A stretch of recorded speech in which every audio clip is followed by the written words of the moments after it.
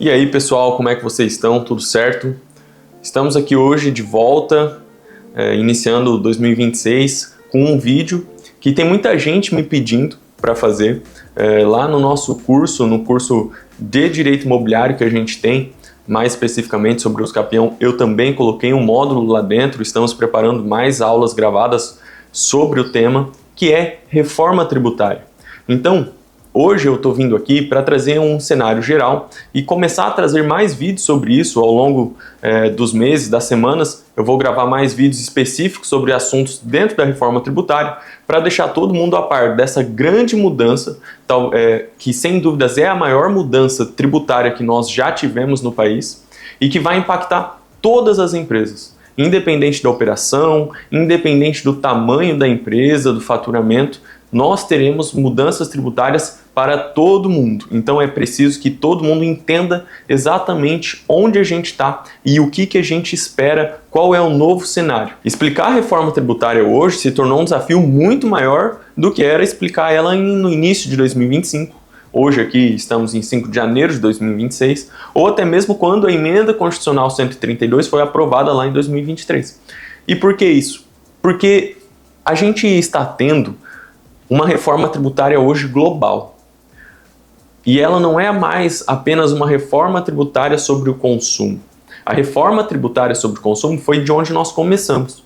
A Emenda Constitucional 132 trouxe BS e CBS, que é o que a gente vai tratar aqui para vocês entenderem o que são isso, o que são esses novos dois tributos e onde eles entram, o que sai. Era especificamente antes sobre o consumo. Até respingava em tributos sobre patrimônio, como ITCMD e ITBI, mas era uma maior alteração, e especificamente, sobre os tributos que incidiam no consumo. Hoje, em janeiro de 2026, nós já temos em vigência alterações tributárias que impactam diretamente no imposto sobre a renda. Tivemos mudanças. Estamos tendo mudanças para acontecer com o PLP 108 que vão incidir diretamente em ITBI e TCMD, vão trazer mudanças muito grandes para ITBI e TCMD, que vão impactar diretamente em operações imobiliárias, em inventários, forma de apuração desses tributos. Tivemos também as mudanças que eu falava sobre o imposto sobre a renda no ano passado, como a isenção do imposto de renda da pessoa física para aqueles que ganham até R$5.000.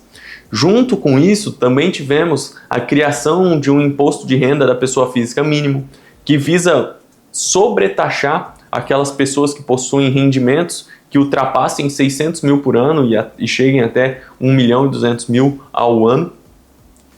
E aqui, essa sobretaxação que eu digo, esses rendimentos que serão considerados é algo muito amplo. Não é apenas um salário que tem que ser maior do que 50 mil por mês, mas inclui doações, inclui salário recebido, várias outras cifras que vão compor esses rendimentos para apurar esse imposto de renda mínimo.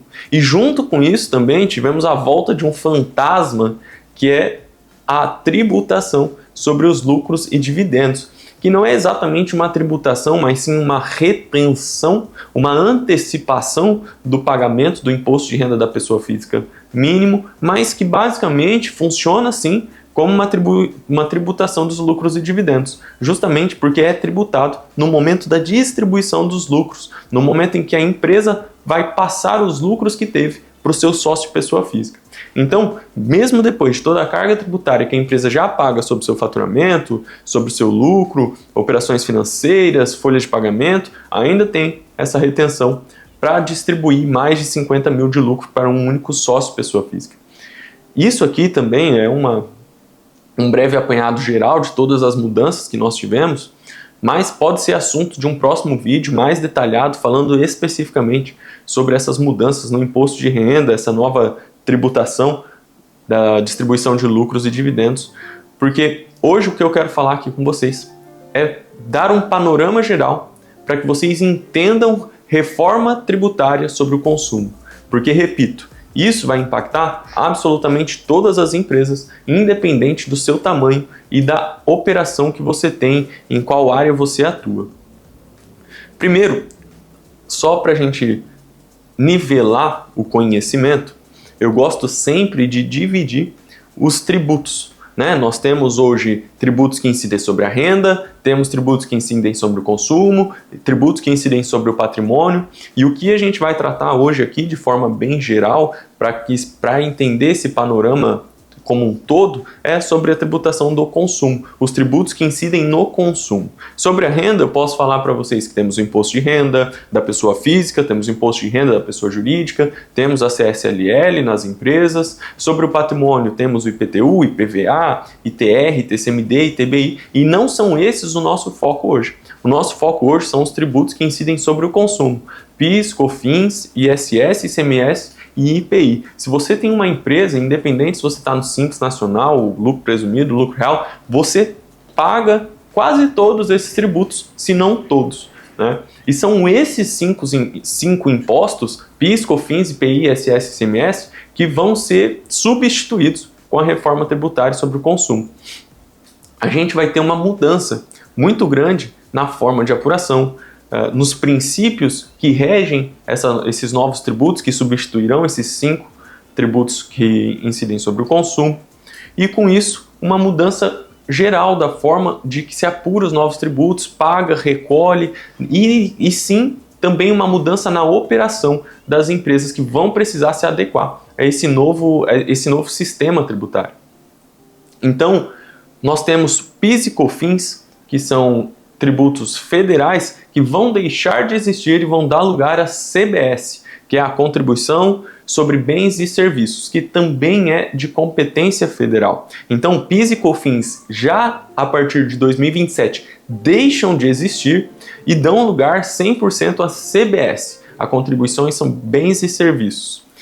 O ISS e o ICMS, eles vão ser extintos ao longo do tempo, até 2032, e vão dar lugar à IBS. Então, temos o IBS e a CBS formando o nosso famoso IVA dual. E você provavelmente já ouviu falar sobre o IVA dual.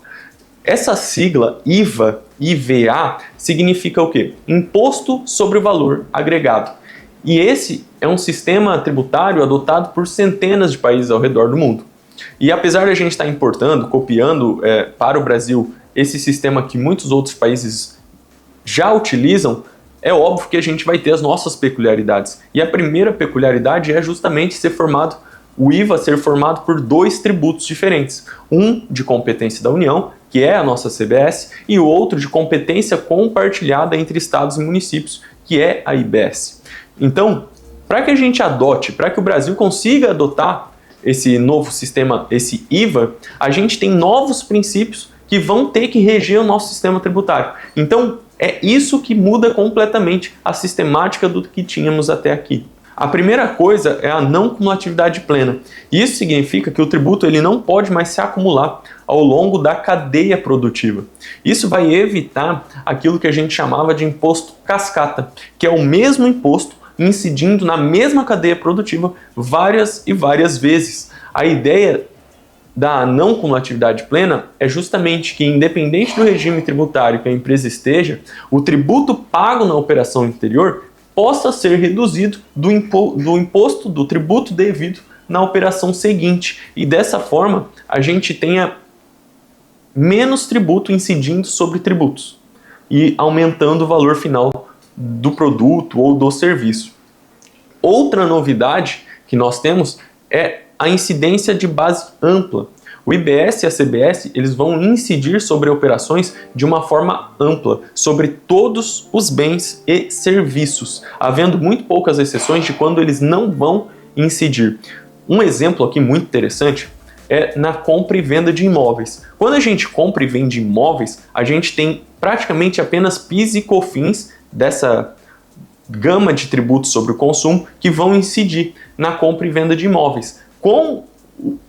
Vejam bem, não incide ICMS ou ISS na compra e venda de imóveis hoje, mas com o IBS, CBS e essa nova sistemática de base ampla, o IBS e a CBS, ainda que o IBS substitua ISS e ICMS, eles também vão incidir na operação de compra e venda de imóveis. Então, quando a gente comprar e vender imóveis, nós teremos a incidência de CBS e IBS. Além dessa base ampla, nós temos também uma nova sistemática de alíquota única. Tentou-se trazer para o Brasil IBS e CBS tendo uma única alíquota padrão. E isso, junto com a base ampla, evitaria várias distorções que o nosso sistema tributário já tinha e que ficaram muito famosas.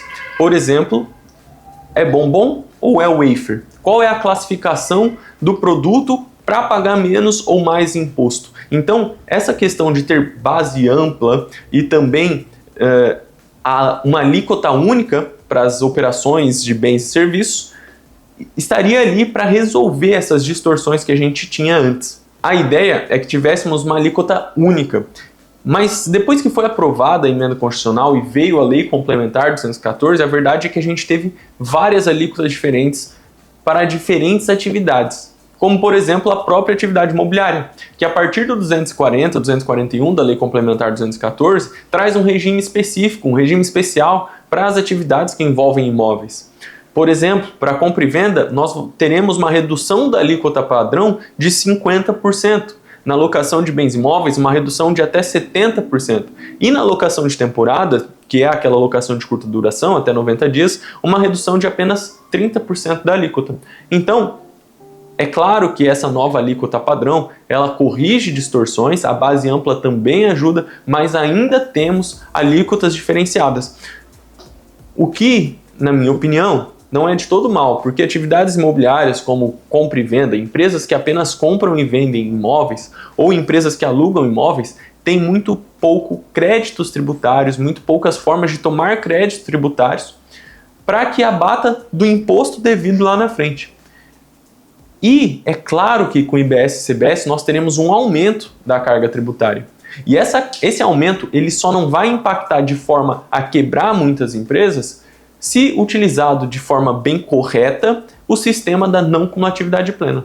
E esse sistema está ligado diretamente às despesas que a empresa tem para tocar a sua operação. E é claro que numa empresa que opera apenas atividades de locação de bens imóveis, as despesas são reduzidas, o que justifica uma alíquota diferenciada de 70% para esse tipo de operação.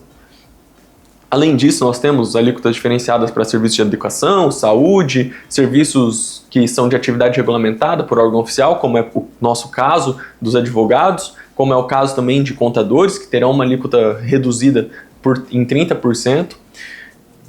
E tudo isso ajuda bastante esses profissionais, mas também aumenta a alíquota padrão. Nós termos várias exceções à alíquota padrão acabou por nos dar uma proporção, nos dar uma visão de que nós teremos o maior IBS-CBS do mundo, o maior IVA do mundo, na verdade. Que estamos esperando uma carga tributária, uma alíquota de que IBS e CBS juntos chegarão a 28%. A alíquota padrão seria 28%.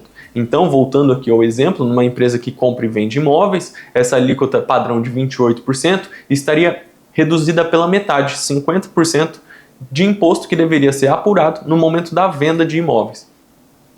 E junto com isso, uma outra série de nova sistemática que vem junto com a não cumulatividade plena, que deve ficar para um outro vídeo para que a gente aqui se atenha ao ponto principal, que é entender de uma forma geral a reforma tributária. E por fim, ainda numa tentativa de uniformizar, de simplificar o sistema tributário brasileiro, nós temos um princípio que é a tributação no destino. Antes, principalmente empresas que eram tributadas por ICMS, tinha muito essa discussão. Onde deve ser apurado o ICMS? Onde deve ser recolhido o ICMS? Qual regra a empresa segue? Vendi um produto no e-commerce.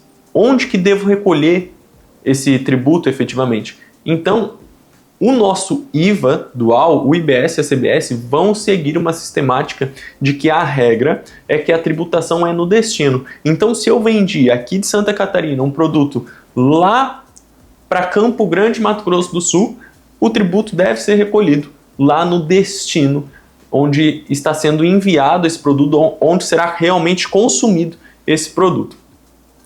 Então, a gente percebe que são inúmeras mudanças. Muitas são as mudanças que nos esperam com essa nova reforma tributária. E esse primeiro vídeo aqui dessa nossa série, que que vai ser uma série sobre reforma tributária, é apenas para dar um panorama geral e introduzi-los ao que nos espera ali na frente e o que a gente vai conversar ao longo do tempo. Se você tem alguma dúvida específica, deixa aqui nos comentários para que a gente vá conversando. Vamos gravando os vídeos para resolver as dúvidas e quem sabe a gente vai conversando aqui também para resolver dúvidas específicas que vocês tiverem. Até a próxima, Deus os abençoe.